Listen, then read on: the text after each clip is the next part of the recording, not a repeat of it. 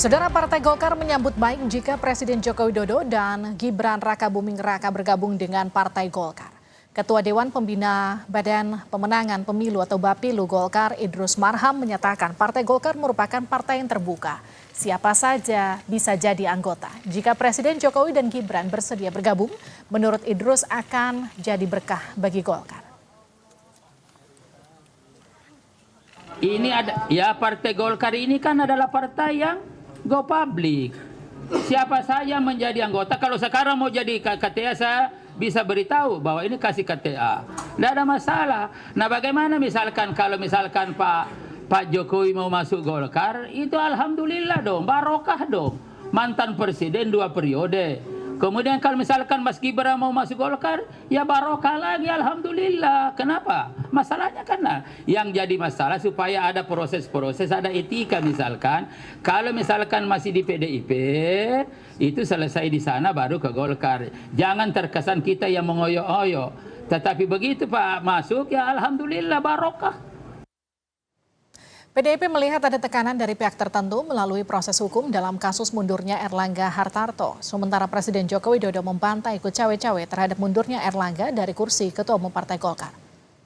Erlangga Hartarto setelah mempertimbangkan Erlangga Hartarto mendadak menyatakan mundur dari jabatan Ketua Umum Partai Golkar.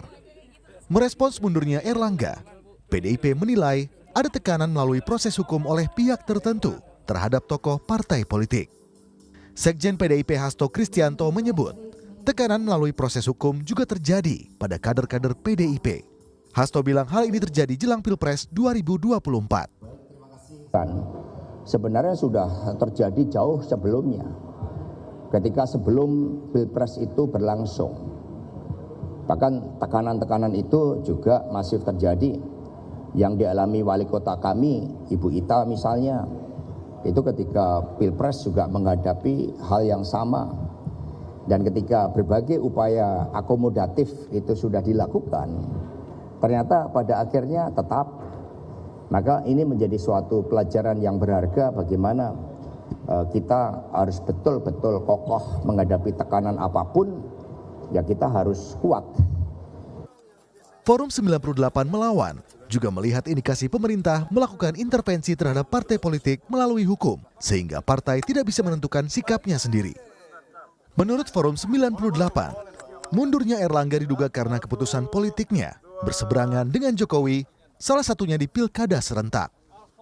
Sekian banyak kasus-kasus intervensi partai politik melalui hukum yang digunakan sebagai senjata politik.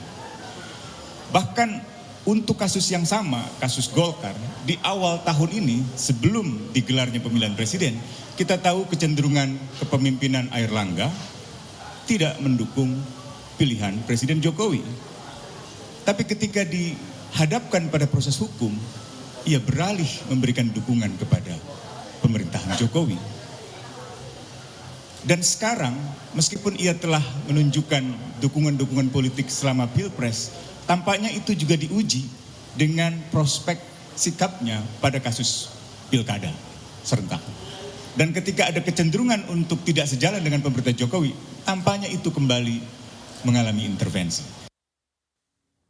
Sementara itu, Presiden Joko Widodo membantah tudingan cawe-cawe dalam kasus mundurnya Erlangga. Jokowi menyebut mundurnya Erlangga merupakan urusan internal Partai Golkar. Urusan Pak Erlangga itu urusan internal partai.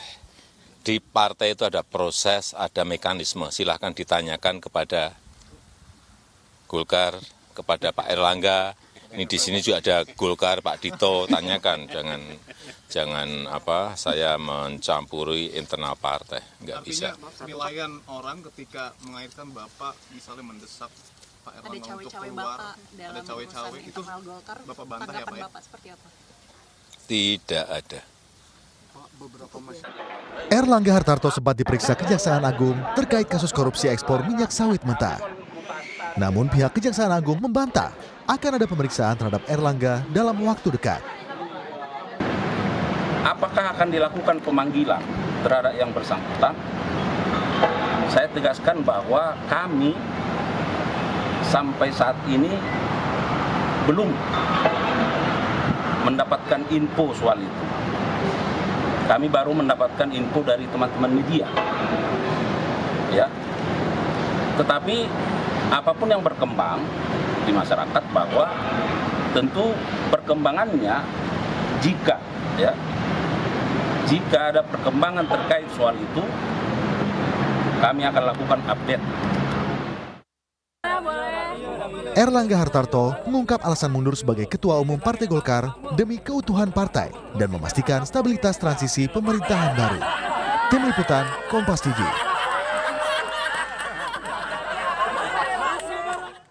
Saudara, PDIP melihat ada tekanan dari pihak tertentu melalui proses hukum dalam kasus mundurnya Erlangga Hartarto. Sementara Presiden Joko Widodo membantah ikut cawe-cawe terhadap mundurnya Erlangga dari kursi Ketua Umum Partai Golkar.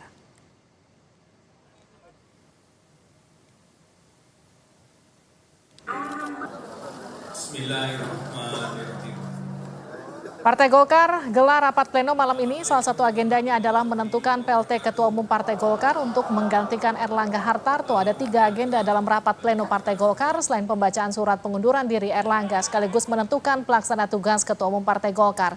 Rapat pleno juga akan menentukan jadwal rapat pimpinan nasional atau Rapimnas serta musyawarah nasional luar biasa atau Munaslup Partai Golkar.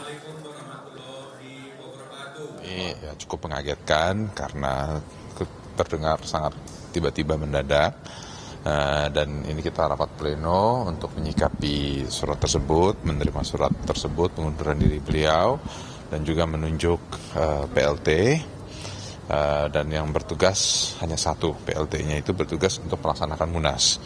Jadi siapa PLT-nya nanti akan diumumkan nanti malam, jadi saya tidak bisa mendahului walaupun pasti sudah beredar berbagai macam nama. Di sela kegiatan di Ibu Kota Nusantara, Wakil Ketua Umum DPP Partai Golkar Agus Gumiwang Kartasasmita bungkam soal namanya yang disebut bakal jadi pelaksana tugas Ketum Partai Golkar. Kursi Ketua Umum Golkar kosong pasca Erlangga mundur.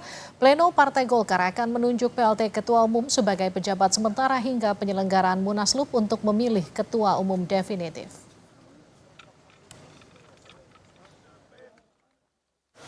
Pak Agus. Terima kasih. Pak Menteri. Izin Pak, Bapak kabarnya jadi PLT Golkar ya Pak? Pak.